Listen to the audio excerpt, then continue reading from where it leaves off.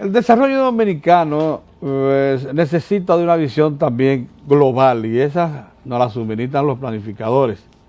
Con nosotros está hoy un planificador, un economista de profesión, bueno, economista de raza, que ha desempeñado puestos públicos todos relacionados con el estudio, diseño de políticas públicas. Buenos días.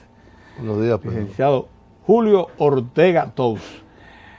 Julio, como has estado por etapas al servicio del Estado también, ahora eres consultor privado y también das servicio al Estado, has participado en momentos estelares. Primero, en lo que yo llamo el diagnóstico de la pobreza. El momento en que nos damos cuenta que a pesar de todo lo acontecido hemos dejado atrás una tremenda deuda social y de pobreza. Luego en el diseño de la respuesta a ese problema y también en la aplicación de políticas para combatir la pobreza, cosa que conoce muy bien. También has participado, como decíamos ahorita, en otras políticas públicas que van a repercutir en el presente y futuro de la nación. Háblanos del momento en que nos descubrimos un país pobre, que por cierto provocó tal el despido de funcionarios cuando el presidente Balaguer conoció las cifras reales de la pobreza dominicana. Bueno, esos recuerdos fue cuando yo fui designado director de la Oficina Nacional de Planificación, la entonces llamada UNAPLAN, que ahora fue sustituida por el Viceministerio de Planificación en el Ministerio de Economía, Planificación y Desarrollo, en el año 1991. Recién se habían comenzado, inducidos por organismos internacionales, algunas políticas de amortiguar lo que había sido en ese momento el impacto del programa de ajustes que el presidente Balaguer había iniciado en el año 1990 con la llamada nueva política económica, que precisamente se inició en agosto del año 90, casi coincidiendo con la invasión de Saddam Hussein a Kuwait y el inicio de la guerra del Golfo Pérsico, que disparó los precios del petróleo a unos niveles nunca conocidos y que además permitió realizar un ajuste interno de esos precios de los combustibles que habían sido uno de los principales elementos para desarticular el modelo, la estabilidad que se había logrado hasta 1986 y que con las políticas de subsidiar el tipo de cambio que se le otorgaba a las importaciones petroleras creó realmente casi un fuego en la pradera de la economía dominicana entre el 87 y el 90. En ese momento, durante el periodo anterior que yo estaba en el Banco Central, realmente lo que más se preocupó a los hacedores de política y a los organismos internacionales fue cómo recuperar la estabilidad perdida. Recuérdate que en el año 90 hicimos casi fondo, con una inflación que llegó al 100%, con una devaluación masiva que pasó de 2.80 pesos en el 86 a 12 pesos en el año 90, que dejó el Banco Central sin reservas, que creó desabastecimiento de combustibles, el sistema eléctrico colapsó. Así fue. Y una inflación, una carestía de la vida inducida por esta inflación tan elevada, que el propio presidente Balaguer, luego de conseguir quedarse en la presidencia en el año 1990, pone en aplicación una llamada nueva política económica que consistía en ajustar las cuentas públicas, bajar la inflación, enfrentar los problemas de deuda externa que estábamos en default con casi todos los acreedores internacionales, incluyendo los multilaterales. En ese momento, el impacto sobre la pobreza fue terrible, porque el principal impuesto a los pobres es la inflación, porque devalúa el pobre salario que ya tienen, o el pobre ingreso, si no es salario. Y entonces, inducido básicamente por don Enrique Iglesias y por el Banco Interamericano de Desarrollo, que tenía una cierta conciencia sobre el tema, y políticas de crear amortiguadores en políticas públicas para transferir a los segmentos más pobres de la población ayudas, vamos a decir, se crea un programa que se llamó Procomunidad.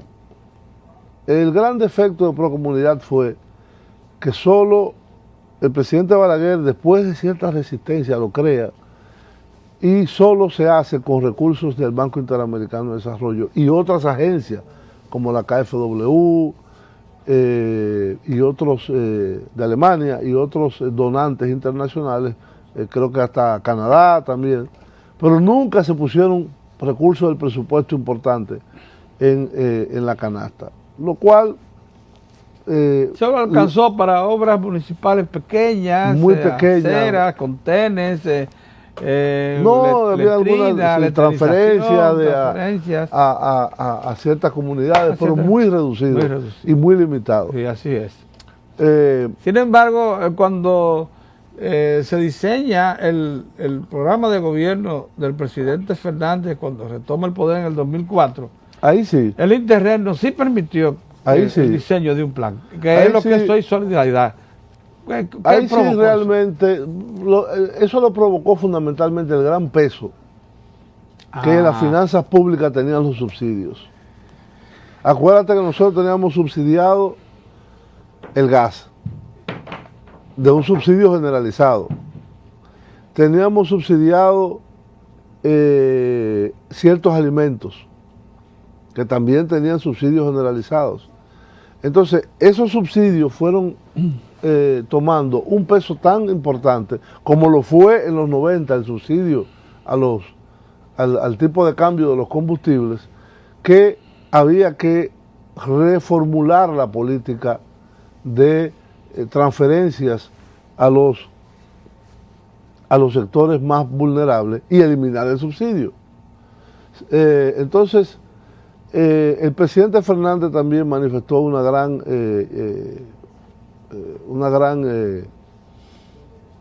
preocupación por el tema de la pobreza extrema. Cómo aliviar la pobreza extrema que se había se había continuado arrastrando, aún con toda la década de alto crecimiento que fue la década fundamentalmente de los años 90. La crisis bancaria y económica del periodo del presidente Hipólito Mejía llevó 1 millón de personas a la pobreza, lo cual empeoró esa situación. Entonces, habían segmentos de la población que estaban realmente en una situación muy calamitosa. Ya el presidente Lula había implementado su famoso programa de Hambre Cero, que fue un programa similar, y logró alcanzar a 30 millones de brasileños. Y entonces, en ese momento se hizo un diseño de subsidios focalizados a segmentos específicos de la población a través de un instrumento que efectivamente transfiriera una suma mensual para que las personas pudieran comprar alimentos. Ese fue el famoso programa Solidaridad. El programa de solidaridad, sí. Y el componente que se concibió primero, sí, a través de una tarjeta de crédito, con un acuerdo con el sistema financiero, con la banca. Se emitían las tarjetas de crédito a las personas que calificaban. Así es. y se condicionó, y se condiciona todavía hoy, la transferencia de ese subsidio a una serie de indicadores como es la asistencia escolar de los hijos, por lo tanto, mejoría en el nivel educativo y el seguimiento de programas de salud pública a través de programas de vacunación, de visitas a médicos, etcétera, etcétera. El programa inició con alguna resistencia o crítica, principalmente de la oposición política y de algunos sectores, incluso colocados en la superestructura social y económica del país, que creyeron eso una política más bien de un tente ahí, como dicen los dominicanos, o sea, no atacaba el fondo del problema. No, sin embargo, ha terminado por establecerse. Ya no hay críticas al programa. No, porque aquí tú sabes que hay una criticología de que toda acción que toma el gobierno tiene que ser criticada, sea positiva o sea negativa. Hoy es una política que hasta la oposición lo promete en campaña y dice, la voy a mejorar, en vez de eliminar. Sí. Bien, mira. Entonces, esa es lo interesante de Solidaridad y de la tarjeta de solidaridad. Primero, que se le entrega a los envejecientes, Sí. a las madres solteras, cabeza de familia, a los padres de niños en situación de extrema pobreza, y ahora también para las personas que consumen gas, que ya se le quitó el subsidio y solo se le transfiere a través del llamado bono gas, Sí. y el bono luz también para desmontar aquel famoso programa que hizo mucho daño al sistema eléctrico, que fue el PRA. Entonces, lo interesante de Solidaridad es que una tarjeta que electrónicamente tiene como si fueran gavetas. Tú puedes tener 3 gavetas, es decir, 3 subprogramas dentro de tu tarjeta. O puedes tener uno, que es solo bono gas o bono luz. Entonces es muy versátil y muy flexible cuando se trata de venir en auxilio de aquellos segmentos y familias que están afectadas por la ya pobreza lo reconoce extrema. Banco Mundial, Banco Internacional No, es un modelo. de Desarrollo, y Se ha convertido en un modelo. Julio, no puedo dejar de aprovechar tu presencia porque también has tenido que ver con un asunto importante y que, por cierto, no hay sociedad que pueda decir que ha avanzado si no ha resuelto ese tema, que es el tema de la seguridad social. Estuvimos más de 40 años sin sistema. Tenemos desde el 2001 más de 40 años, y anterior tampoco teníamos de esos 40. Bueno, porque lo que había era uno limitado en el Instituto Dominicano de Seguros Sociales a los trabajadores con salario mínimo. Con salario mínimo. Y los cañeros y eso. Se quedó muy corto. Bien, tenemos seguridad social, un 52% de la población tiene servicios médicos de salud garantizados, incluido, hay una parte ahí que es subsidiada por el Estado y la otra forma parte de su contribución y la de su empleador. Nos queda un 48% de la población. Tenemos un fondo de pensiones que ya tiene 200 mil millones de pesos de reservas. ¿Qué le falta a ese sistema para que sea universal, como lo declara la propia ley, que se aprueba en el 2001 y que comienza a aplicarse en el 2003? Y que le da 8 años para implementarse. La universalidad. O 10. Quedan sí, 10. ya pasaron los 10 años. No, ya pasaron ya, sí. Sí, fíjate qué pasa. Yo creo que fue un gran paso en adelante la aprobación de la ley que consagra el sistema dominicano de seguridad social. Es un gran paso en adelante porque, como tú dices, partimos de cero. No nos pasa como sucedió en otros países, que fue a reformar un sistema ya existente.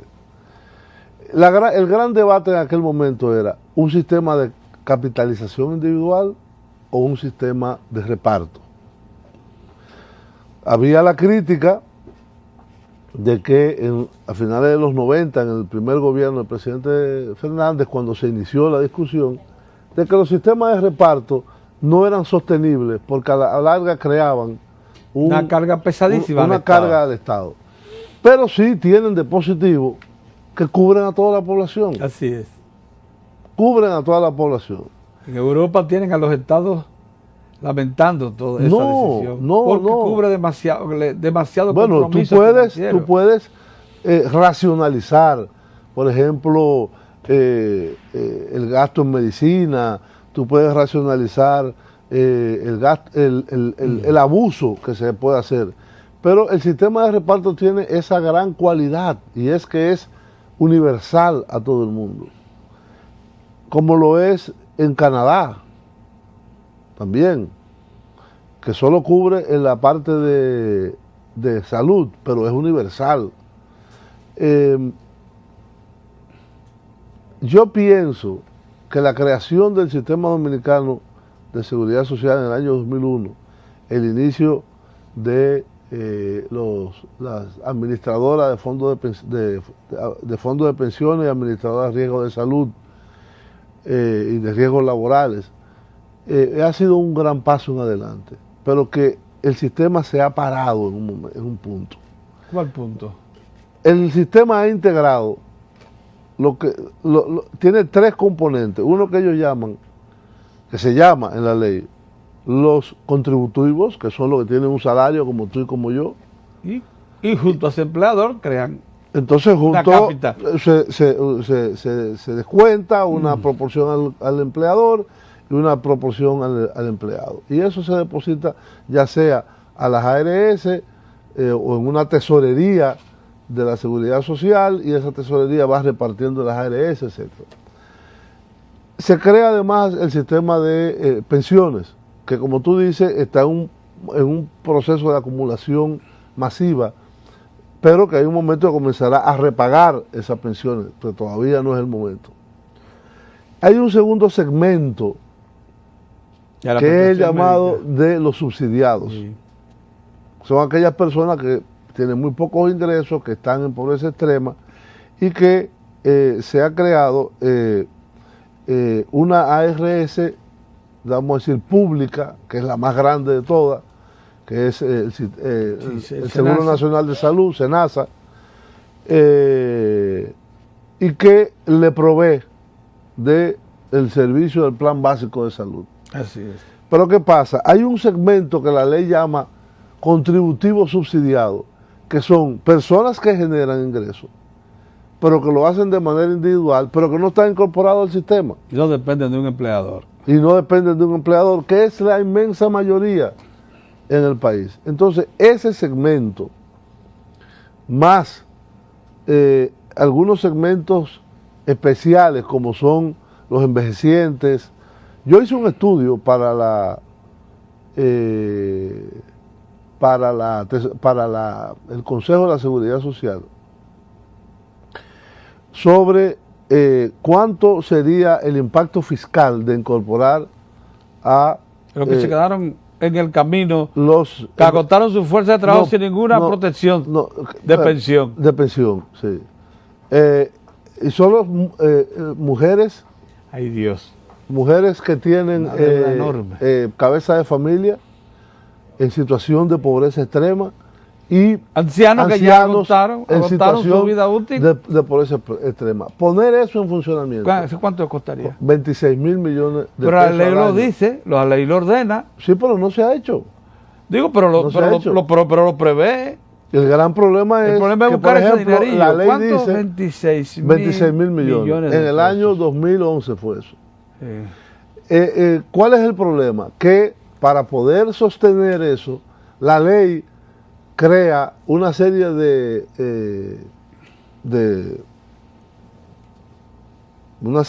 traspasa una serie de actividades. La Lotería Nacional se la traspasa a la Seguridad Social para que la maneje. Las bancas de apuestas. Y una serie de actividades que va a ser que ya han sido inclusive asignadas a otras cosas. No, ya la tiene el Ministerio de Hacienda. Ya el Ministerio de Hacienda tiene la lotería y tiene las bancas.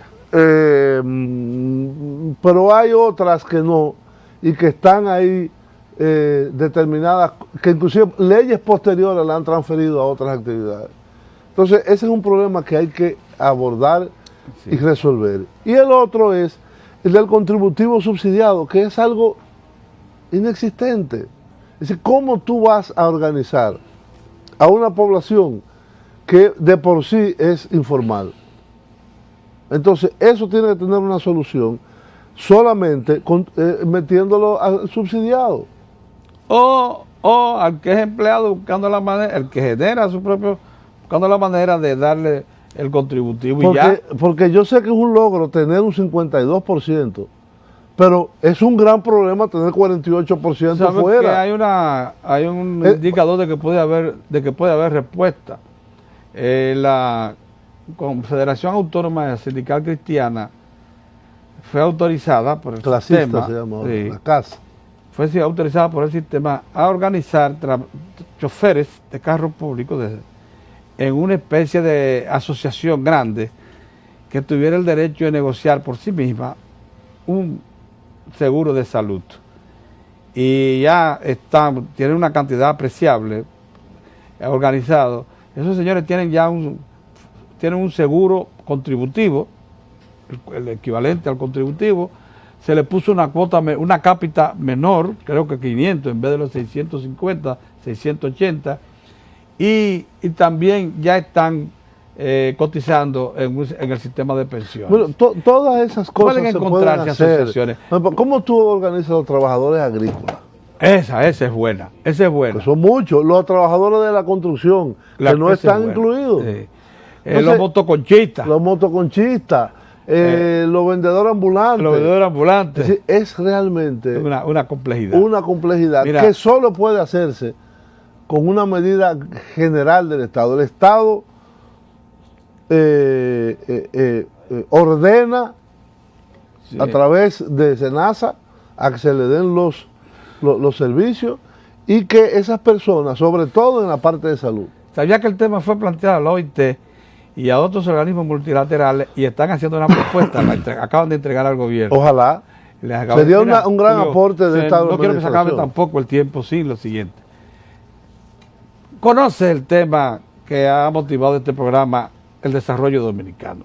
Ya lo has visto y eso plantea, sin embargo, interrogantes. Hemos avanzado de un Producto Interno Bruto que a la muerte de Trujillo era de 975 millones de dólares, ahora es de 60.000 millones de dólares.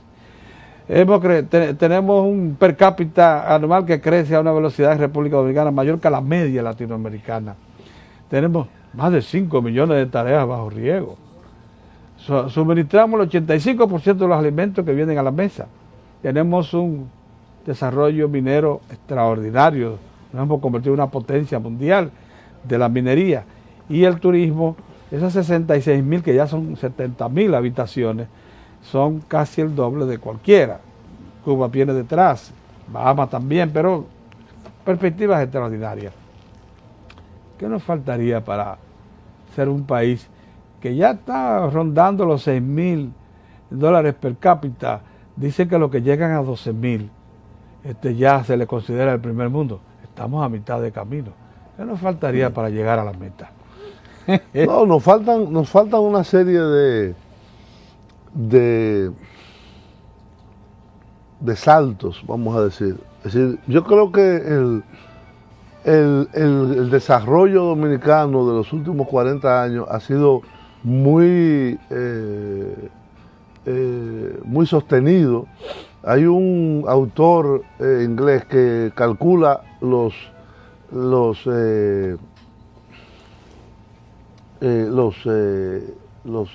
grandes ciclos, que se llama Angus Madison, y que hizo un estudio de casi de 1000 años de la economía mundial por países.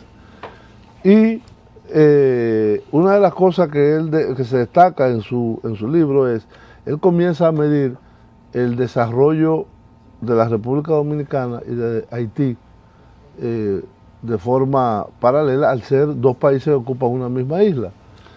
En el año 1950, teórico interesante. En el año 1950, Haití tenía un per cápita y un Producto Interno Bruto mayor que la República Dominicana. 55. Años 50. 50. En el año 60 nos igualamos. 60. Estamos hablando de 50 años. En el año 70 ya le pasamos y ya a partir de ahí la diferenciación fue brutal. Y realmente tenemos una isla donde tenemos un país que es el único de América que forma parte de los menos avanzados, con una economía muy débil y un país con índices de crecimiento y de prosperidad marcados, como es la parte dominicana. Yo creo que uno de los grandes retos del futuro dominicano es Haití. Tanto Haití como vecino, como Haití como exportador de mano de obra. Y yo te diría, en las cosas que leí, que tú me mandaste, quizás el único elemento que falta es cuál es el papel de las relaciones dominico-haitianas y de los haitianos en la República Dominicana, como fenómeno económico. Porque hay un elemento que yo lo comentaba en una ocasión con el propio presidente Fernández y con Temístocles Montaz, que me hacían esa pregunta, es decir, ¿cuánto tiempo nos tomará a nosotros llegar a tener un per cápita como el de Grecia en aquel momento? Me decían, que eran como 8.000 o 9.000 que era uno de los países con ingresos más bajos de la entonces Unión Europea. Ya después se incorporaron muchos más. Yo le decía, miren señores, ese es un ejercicio totalmente inútil, no es posible hacerlo, porque en la medida que la economía dominicana crece, hay un imán que atrae pobreza. Al no existir controles migratorios, al no haber una política de control de la mano de obra extranjera, nosotros importamos mano de obra barata que deprime el salario local de todos y todos los problemas que vienen acompañando a la inmigración descontrolada de Haití. Yo creo que debe haber una relación. Yo creo que debe haber una relación mutua de reconocimiento de que el desarrollo dominicano necesita en una parte de la mano de obra haitiana. Pero no puede ser en las maneras desordenadas y descontroladas en que se ha venido haciendo en los últimos años. Ese es un factor. El otro factor es en el nuevo modelo, el llamado nuevo modelo, que incluye zonas francas, turismo, minería, servicios, los servicios y la manufactura. Y la manufactura. Yo pienso de que nosotros tenemos muy claramente que encontrar respuestas a los cuellos de botella que se crean para la competitividad. Así es. El producto dominicano es caro, extremadamente caro, inclusive en la región. Y un primer factor es, el problema no es la mano de obra, es el problema eléctrico. Sí. Ese elemento de bajar el costo de producir electricidad, ya sea autoproducirla o consumirla del sistema, es un reto número uno que tienen las autoridades nacionales. El segundo es la educación. Cómo mejorar la calidad de la educación, no solamente la educación universal de los jóvenes, niños y adolescentes dominicanos, sino la educación especializada. Hay un gran problema de falta de recursos humanos calificados para la educación, que los que están inclusive tienen unos niveles muy bajos. Entonces eso se puede resolver de una forma, importando maestros, educadores. Es decir, son saltos que se pueden dar porque en el mercado mundial existen... Los alemanes importan técnicos de alto nivel. Y los Estados Unidos, toda su vida ha vivido de importar... Cada vez que necesitan. De importar cerebros. Cada vez que lo necesitan. Entonces nosotros tenemos que plantearnos esa problemática y cómo enfrentarla, tanto en la educación básica, en la media, como en la superior. Si nosotros logramos controlar esos dos elementos, esos tres, migración haitiana, problema eléctrico y educación, yo creo que el crecimiento y el bienestar de la República Dominicana podría estar en vías de llevar a la nación a unos niveles de desarrollo mucho mayores. Y eso incluye, evidentemente, resolver el problema de la seguridad social, que es masificarla, universalizarla, hacer sus costes más competitivos y poder tener acceso a esos servicios de salud y de pensión que son necesarios para una sociedad civilizada, moderna. ¿Qué manera de... Y lo demás es cómo integrarnos en el mercado mundial de una forma competitiva.